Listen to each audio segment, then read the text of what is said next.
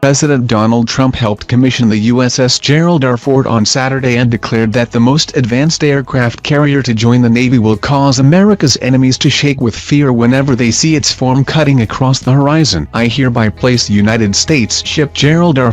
in commission," Trump said after delivering a speech in which he praised the U.S. military and the American labor that went into building the 100,000-ton, $12.9 billion warship. "May God bless and guide this warship and all who shall sail in her," Trump said. He was followed shortly by Susan Ford Bales, the ship's sponsor and daughter of the 38th president, whom the ship honors. "There is no one, absolutely no one, who would be prouder of the commissioning of this mighty ship than the President of the United States, Gerald R. Ford," she said. "I am honored to give the command, officers and crew of the United States Gerald R. Ford, man our ship and bring her to life." And with those few words, the ship was brought to life. Anchors aweigh played and sailors who stood in formation in their crisp, white uniforms began filing off to their stations. Within minutes, the captain was informed that the ship is manned and ready and reports for duty to the fleet.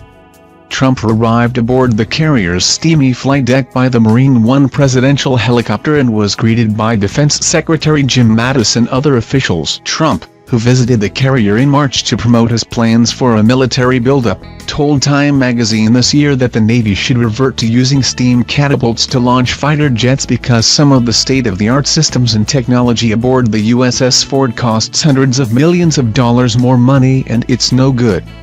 Construction on the USS Ford started in 2009 and was to be completed by September 2015 at a cost of $10.5 billion. The Navy has attributed the delays and budget overruns to the ship's state-of-the-art systems and technology, including electromagnetic launch systems for jets and drones that will replace steam catapults. The warship also has a smaller island that sits farther back on the ship to make it easier and quicker to refuel, rearm and relaunch planes, and a nuclear power plant designed to allow cruising speeds of more than 30 knots and operation for 20 years without refueling. The vessel completed sea trials in April but still will go through a battery of tests and workups at sea before becoming operational and ready for deployment, work that is expected to cost nearly $780 million and take more than 4 years to complete, congressional auditors said in a report this month. The USS Ford is named after the country's 38th president, who rose to the rank of lieutenant commander in the Navy during World War II. After military service, Ford was elected to the House of Representatives, serving Michigan until he was tapped by President Richard M. Nixon to become vice president. Ford became president after Nixon resigned during the Watergate scandal. Docked at Naval Station Norfolk,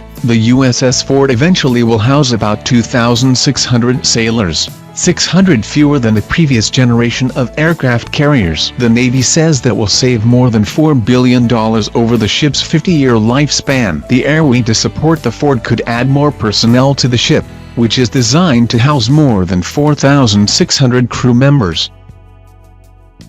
USS Gerald R. Ford. The USS Gerald R. Ford is a state-of-the-art naval aircraft carrier successfully commissioned on July 22, 2017 and is expected to take on its first mission in 2020. It is 1,100 feet long, the length of 3 football fields. It is one of 3 naval carriers with the same design commissioned by the U.S. Navy, including the USS John F. Kennedy, CVN-79, and the future USS Enterprise, CVN-80. Costing approximately $42 billion total. Its specialized electromagnetic systems will reportedly allow planes to take off and land more quickly. It will carry a crew of 2,600 sailors. It has 250% more electrical capacity than previous models. It will be able to launch 33% more aircraft.